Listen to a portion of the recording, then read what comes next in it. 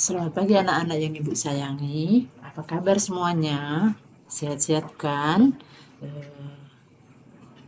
Tentu saja kalian sudah siap ya untuk belajar hari ini. Pagi ini kita akan belajar tentang nilai-nilai yang terkandung dalam sila-sila Pancasila. Adapun tujuan pembelajaran kita hari ini adalah yang pertama, melalui pengamatan gambar, siswa dapat mengidentifikasi sikap-sikap yang sesuai dengan nilai yang terkandung dalam Pancasila dengan benar. Tujuan pembelajaran yang kedua, setelah menyimak teks bacaan, siswa dapat menganalisa sikap-sikap yang sesuai dengan nilai yang terkandung dalam Pancasila dengan benar. Anak-anak tahu apa itu Pancasila? Tentu saja kalian pernah ya menyanyikan lagu yang seperti ini. Pancasila dasar negara.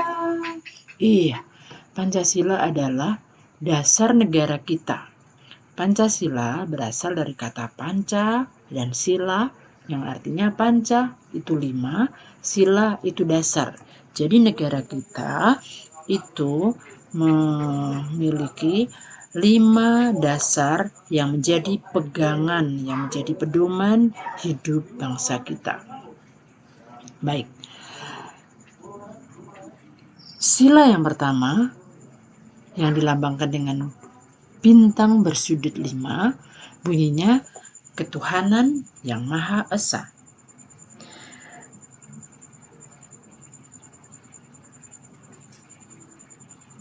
Sila yang kedua dilambangkan dengan rantai, bunyinya kemanusiaan yang adil dan beradab. Sila ketiga dengan lambang pohon beringin, bunyinya Persatuan Indonesia. Sila keempat dilambangkan dengan gambar kepala banteng.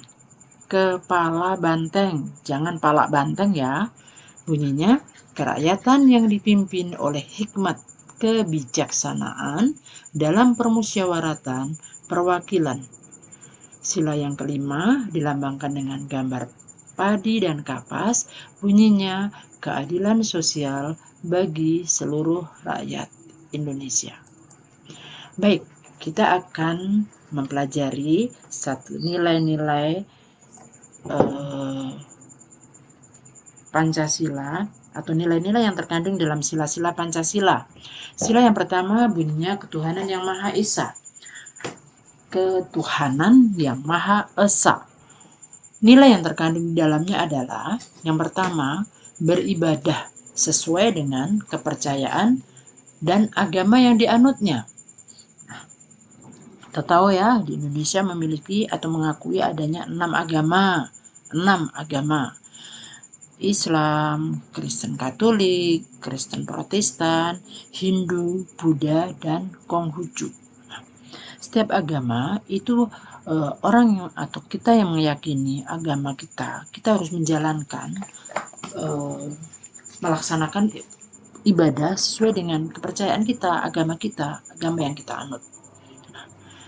Nilai yang terkandung dalam sila yang pertama, nilai yang kedua adalah saling menghargai dan menghormati antar pemeluk agama.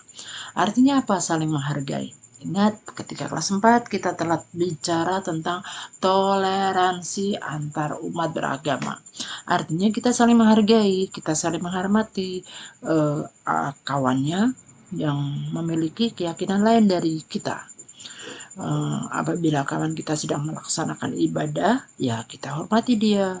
Ingat, hormatinya bukan seperti menghormat bendera, tapi kita beri kesempatan dia melaksanakan beribadah sesuai dengan agamanya. Kita tidak boleh mengganggu, kita tidak boleh mengejeknya. Apapun cara mereka melakukan peribadatan, ya itu keyakinan dia, keyakinan mereka yang harus kita hormati. Nilai yang ketiga yaitu tidak memaksakan kehendak kita pada orang lain untuk memeluk suatu agama. Artinya gini, kali kita Indonesia ada 6 agama, ada 6 agama yang diakui. Contohnya ibu adalah seorang Nasrani. Ibu nggak boleh memaksakan kehendak ibu. Hei, kamu harus ikut agama aku, nggak boleh. Tapi sebagai orang Indonesia, kita harus menghargai apapun agama mereka, karena semua agama itu baik. Hanya cara kita beribadah aja yang berbeda-beda. Ya, karena dalam memeluk agama itu sudah diatur dalam Undang-Undang Dasar 1945. Oke, itu nilai yang terkandung dalam sila yang pertama. Oke, lanjut sila yang kedua. Kemanusiaan yang adil dan beradab.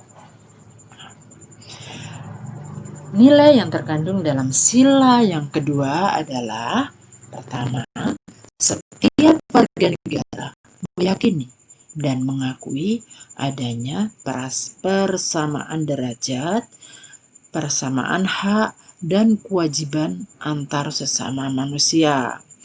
Artinya derajat di sini artinya memiliki mempunyai derajat, persamaan derajat. Di mata Tuhan kita sama, tidak ada bedanya. Baik itu laki-laki, perempuan, hitam, putih, keriting, keribu, orang Sunda, orang Jawa, orang Palembang, enggak. Tuhan tidak pernah memandang itu, tapi yang dipandang oleh Tuhan adalah tingkah kita. Kita tidak boleh saling mengejek. Kita mempunyai hak yang sama, kita mempunyai kewajiban yang sama. Kewajiban untuk apa? Kewajiban untuk mengembang melakukan kegiatan kemanusiaan. Ya, dalam sila kedua kan di situ kemanusiaan. Intinya sila kedua itu yang berhubungan dengan sesama manusia. Mengembangkan rasa cinta kasih sama manusia. Kita nggak boleh egois, karena manusia adalah makhluk sosial yang tidak bisa hidup sendiri. Anak-anak bisa rasakan dari tadi pagi, kamu sudah butuh bantuan orang lain, nggak tahu itu ibu lah, mama kalian, kakak kalian, papa, atau pembantu di rumah, itu adalah sesama kalian. Kemudian kita gemar melakukan kegiatan kemanusiaan. Nah, contohnya apa? Iya, membantu orang lain yang membutuhkan bantuan, memberikan sumbangan pada korban bencana alam, bersedekah. Pokoknya kita menjunjung tinggi nilai-nilai kemanusiaan. Kita berani membela kebenaran. Itu kita melaksanakan nilai-nilai yang terkandung dalam sila kedua. Kemudian ada lagi nggak? Siapa yang tahu? Ya, intinya sila kedua itu apa yang kita lakukan untuk sesama. Itu artinya kita sudah melaksanakan nilai-nilai atau melaksanakan ajaran nilai-nilai yang terkandung dalam sila kemanusiaan yang adil dan beradab. Oke, lanjut sila yang ketiga. Bunyinya apa, nak? Iya, Persatuan Indonesia. Persatuan Indonesia. Nilai yang terkandung adalah 1. Menjaga persatuan dan kesatuan negara Republik Indonesia. Ya, persatuan dan kesatuan adalah senjata yang sangat ampuh. Bila kita bersatu, kita tidak tidak akan mudah terpatahkan. Bukan patah seperti kayu, tapi artinya kita tidak bisa dicerai-beraikan. Ingat ya, pada saat penjajahan dulu, karena kita tidak bersatu, maka kita mudah diadu domba oleh penjajah.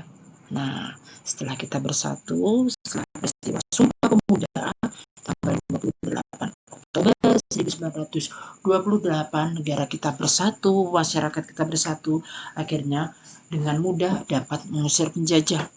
Nah, ingat kan?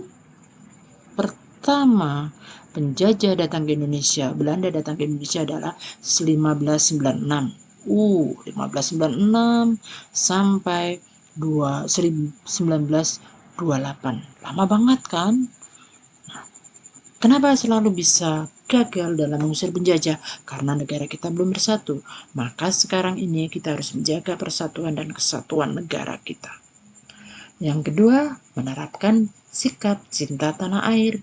Bagaimana sih menerapkan cinta pada tanah air?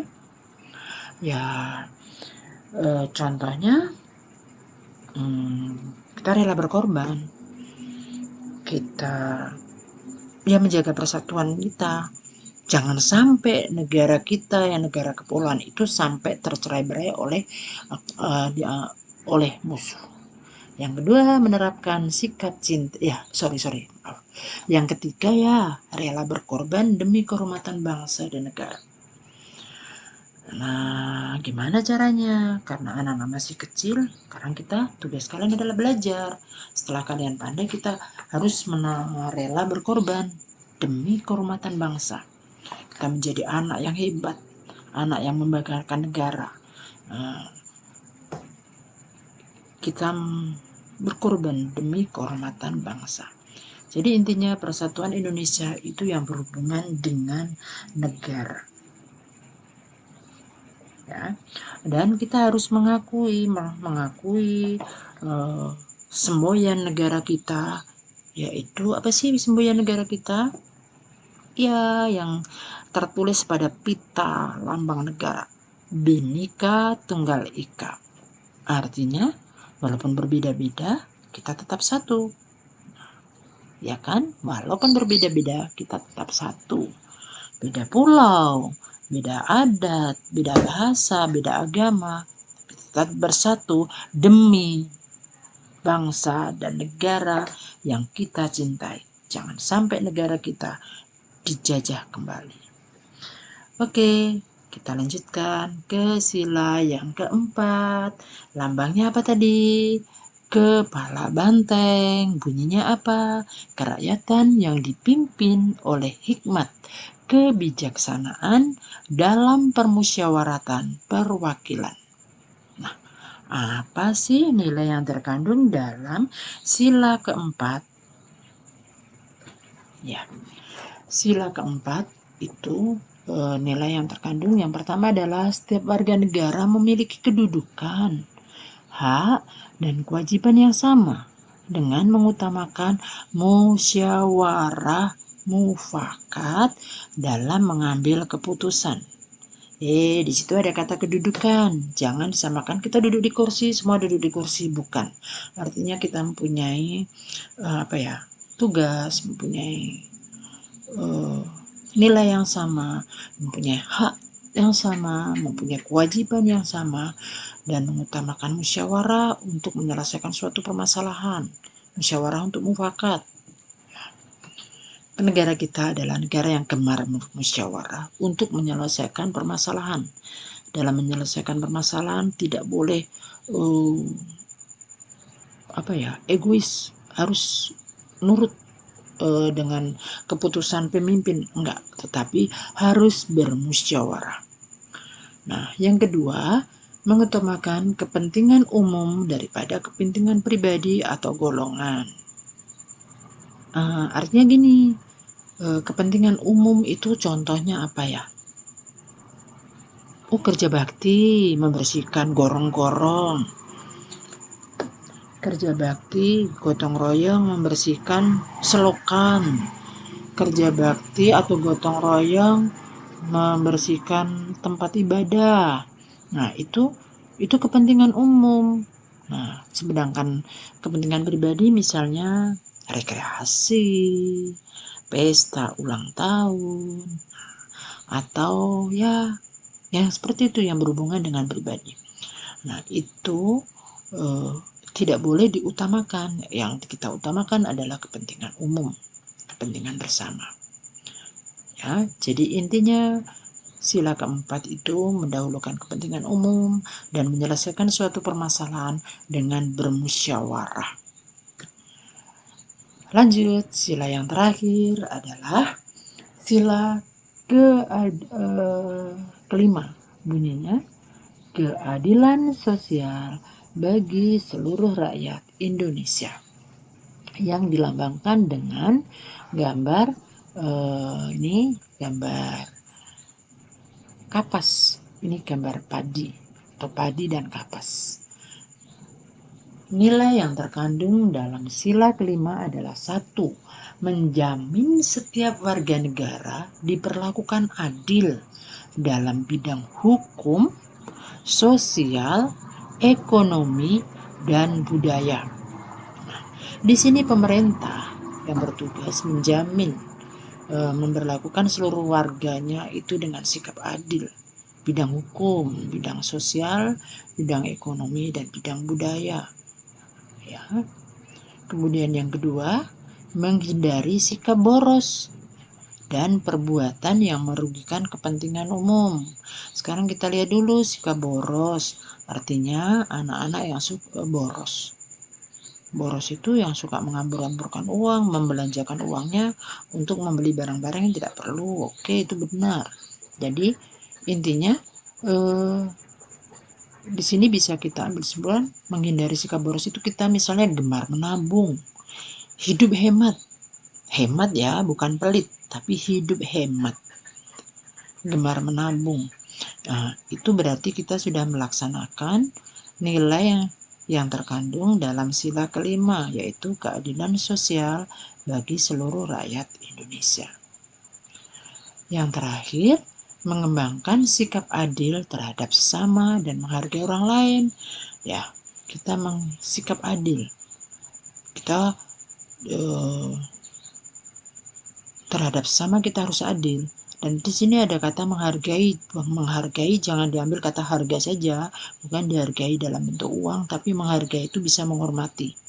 Kan ada pepatah tuh yang mengatakan, ada kalimat bijak yang mengatakan, kalau kamu mau dihargai atau dihormati orang lain, ya kamu harus menghormati. Jangan kamu minta dihargai, minta dihormati, tapi kamu sendiri suka mengejek orang lain. Ya. Nah, oke. Jelas? Nah, sekarang akan Budi akan menyimpulkan dari sila yang pertama. Nilai yang terkandung dalam sila pertama, ya, ketuhanan yang Maha Esa, itu semua yang kita lakukan yang berhubungan dengan ajaran agama. Apabila kita melaksanakan semua ajaran agama kita, artinya kita sudah ajaran agama ya, melaksanakan perintah agama, menjauhi larangannya, menghormati sesama pemeluk agama, antara pemeluk agama, toleransi, itu artinya kita sudah melaksanakan sila yang pertama. Kemudian sila yang kedua adalah yang berhubungan dengan manusia, berhubungan dengan sesama kita. Kita peduli, kita suka menolong, kita menghormati, itu adalah sila nilai yang terkandung dalam sila yang kedua. Sedangkan sila yang ketiga, Persatuan Indonesia, itu yang berhubungan dengan negara. Apa yang kita lakukan terhadap negara, itu kita melaksanakan nilai sila yang ketiga. Sedangkan